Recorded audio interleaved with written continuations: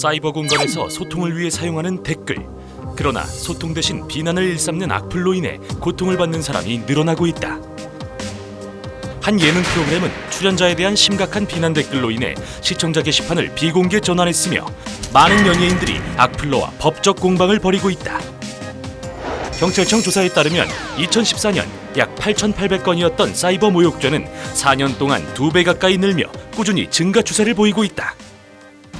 이에 대해 포털 사이트에서는 연예 뉴스의 댓글 서비스를 중단하거나 자체 검열 기능을 사용하여 댓글 비공개 작업을 진행하고 있으며 국민들 사이에서도 사이버 명예훼손 및 모욕죄 처벌 규정을 강화하고 인터넷 실명제를 도입해야 한다는 목소리가 높아지고 있는데 사이버 명예훼손 및 모욕으로 고소된 사람 중 74.8%가 유죄 판결을 받지만 그중 88%는 평균 120만 원의 가벼운 벌금형으로 끝나는 게 현실이다.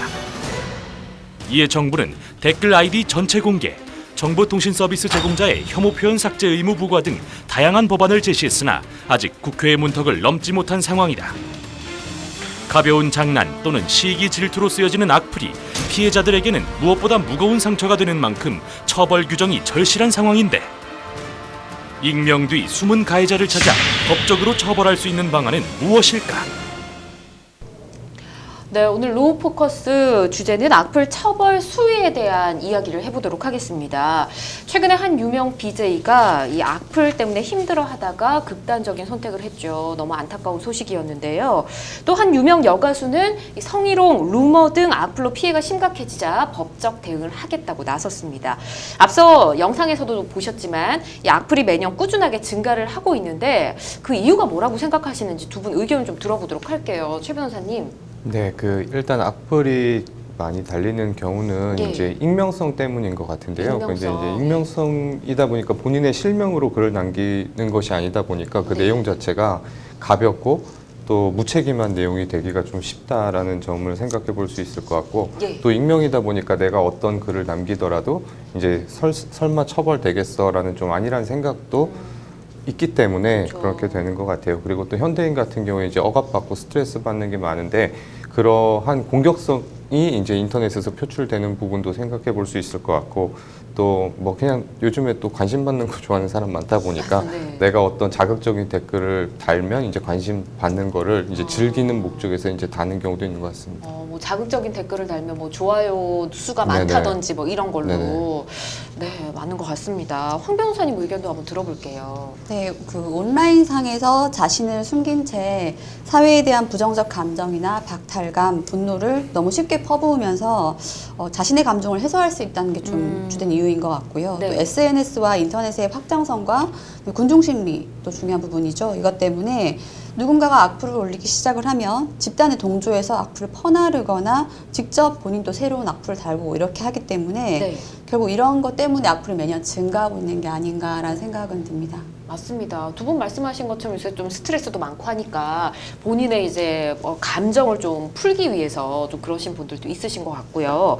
혹시 뭐 두 분께서 맡았던 아니면 뭐 맡고 계신 사건 중에서 이런 악플 관련 사건도 있으신지 궁금하네요. 기억에 남는 사건 있으실까요? 네, 얼마 전에 이제 몇몇의 연예인들이 예. 한 명의 이제 가해자로부터 악플에 수년간 굉장히 시달렸던 사건들을 제가 대리해서 이제 고소했던 사건이 있었는데요. 예. 이제 해당 가해자는 첫 번째 고소 당시에는 이제 벌금형을 선고받았고 두 번째 고소했을 때는 집행유예를 받았어요. 그런데도 계속 악플을 감행해서 결국에 또 다시 고소를 할 수밖에 없었고 그 결과 실형을 선고받고 이제 복역을 하게 되었습니다. 그렇군요. 이게 악플이 뭐 고소를 해도 끝까지 계속되는 그런 게 있었군요. 황 변호사님은 혹시 그럼 기억나는 사건 있으세요? 그렇죠. 그 악플이라는 게 예전부터 문제가 좀 많이 됐었는데 네. 요즘 최근에 들어와서 또 생각나는 거는 보통 악플을 단다고 하면은 그 악플은 명예훼손죄나 모욕죄다라고 생각을 많이들 하시는데 네.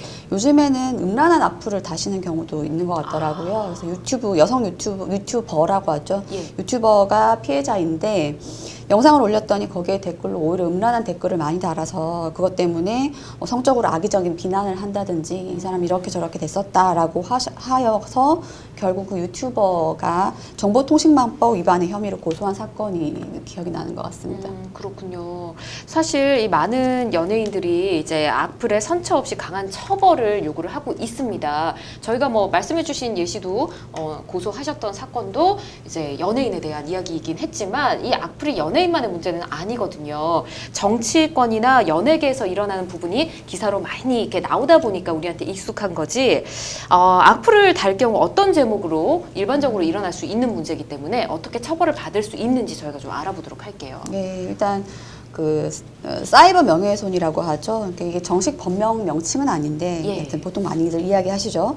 사이버 명예훼손 성립이 가능할 것으로 보입니다. 이 사이버 명예훼손이라는 것은 누군가를 헐뜯기 위해서 많은 사람이 볼 수 있는 인터넷에다가 사실인 내용이나 혹은 허위의 사실인 내용을 기재를 해서 명예를 훼손했을 때 성립하는 범죄입니다. 그래서 이 사이버 명예훼손이 성립하기 위해서는 네. 사람을 비방할 목적이 있어야 되는 것이고, 그다음에 정보통신망을 이용할 것이고, 그다음에 사실 혹은 거짓의 사실을 적시함으로써 성립하는 것인데요. 또 아까 말씀드렸던 것처럼 명예훼손이 성립하지 않더라도 비방적 감정, 그러니까 아니면은 모욕 이런 게 성립할 수가 있죠.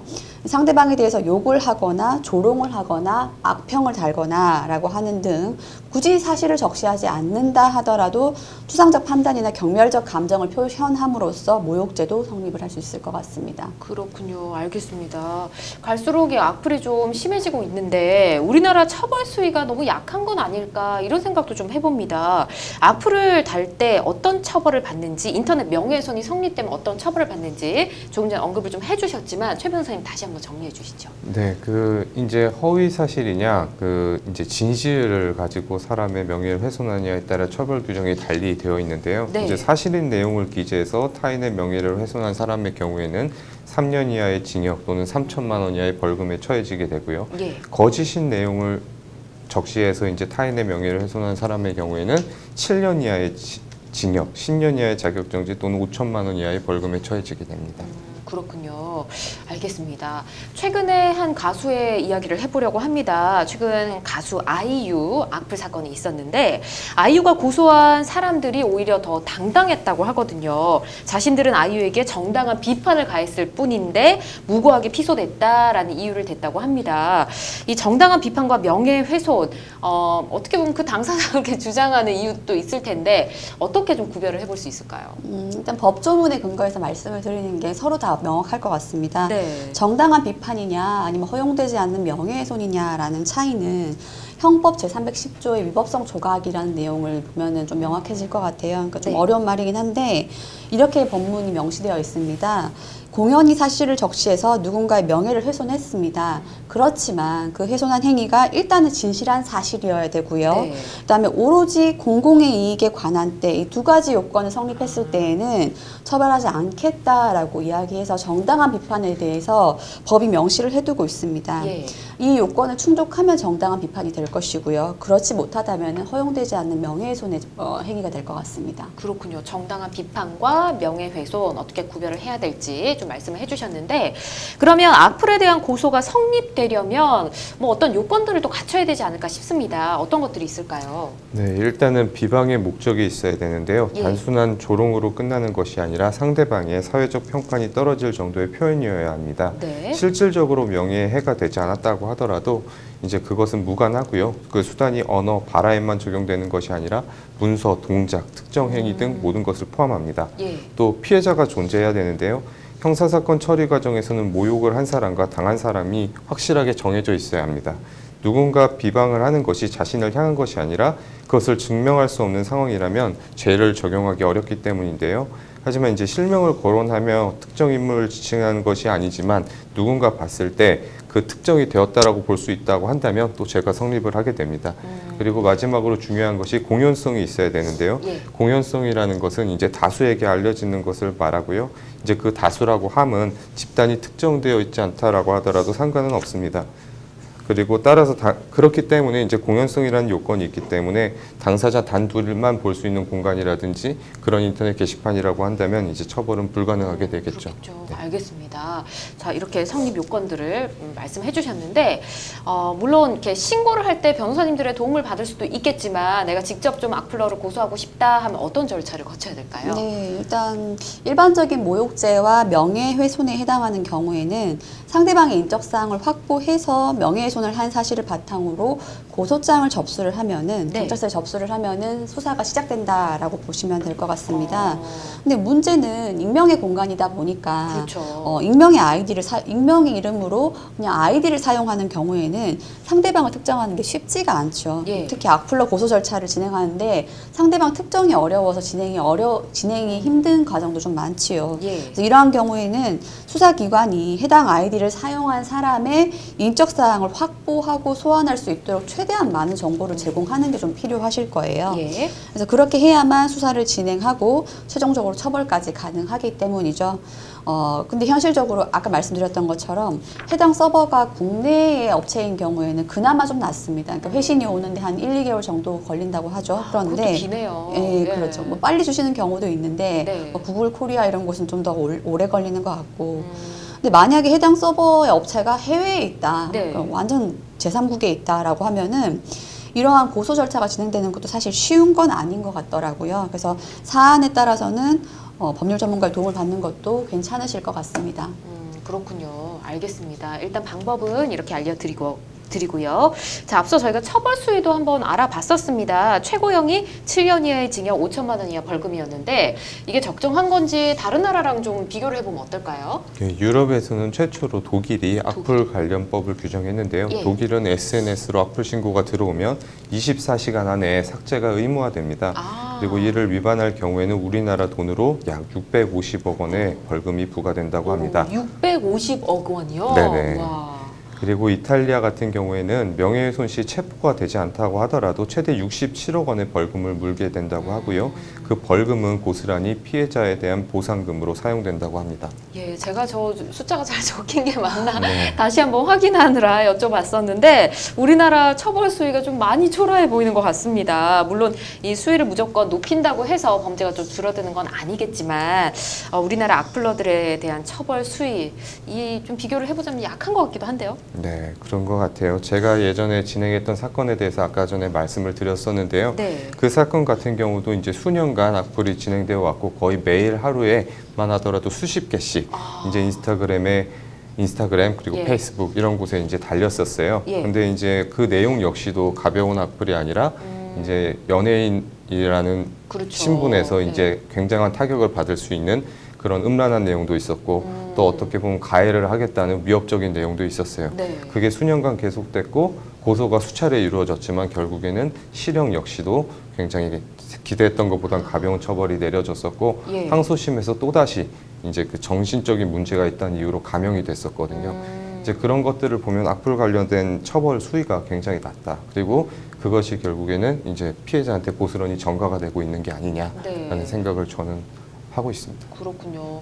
황 변호사님도 이 처벌 수위에 대해서 어떻게 생각하세요? 많이 초라하죠. MC님 말씀 주셨던 것처럼. 사실 아직까지 우리나라에서는 그러니까 때리고 상처가 나고 피가 나야 상해라고 생각하지 말로 정신적인 고통을 가하는 것에 대해서 심각성이 아직은 공감대가 부족한 게 아닌가라는 생각입니다. 네. 근데 지금 점점 심각해지고 있는 것 같아요. 악플로 인해서 피해자가 매년 증가하고 있는 것 같고요. 또 심각성도 커지고 심지어 그 추입에 나왔던 BJ의 자살 사건도 있었던 것 같고요. 그래서 근데 처벌 수위나 위자료 인정 금액은 아직까지 약한 것 같고요. 현 시대에 맞는 내용을 법률에 반영해서 근거를 마련하고 피해자들에 대한 배상 금액도 지금보다는 훨씬 상향하는 게 맞다라고 생각을 하고 있습니다. 그렇군요. 이게 문제가 심각해지는 만큼 처벌 수위도 점점 현실화돼야 되지 않을까 이런 생각을 해봅니다. 자, 오늘 이회수의 생존법 하악하악이라는 책에 있는 글로 마무리를 좀 해볼까 합니다. 어떤 내용이냐면요. 남을 비판하고 싶은가? 그러면 그 비난을 자신에게 한번 적용시켜보라. 해당되는 부분이 있는가? 있다면 정작 비난받아야 할 사람은 바로 당신일지도 모른다. 이런 내용입니다. 여러분 기억해 주십시오. 자, 지금 여러분께서는 생방송 법률 상담 함께하고 계십니다.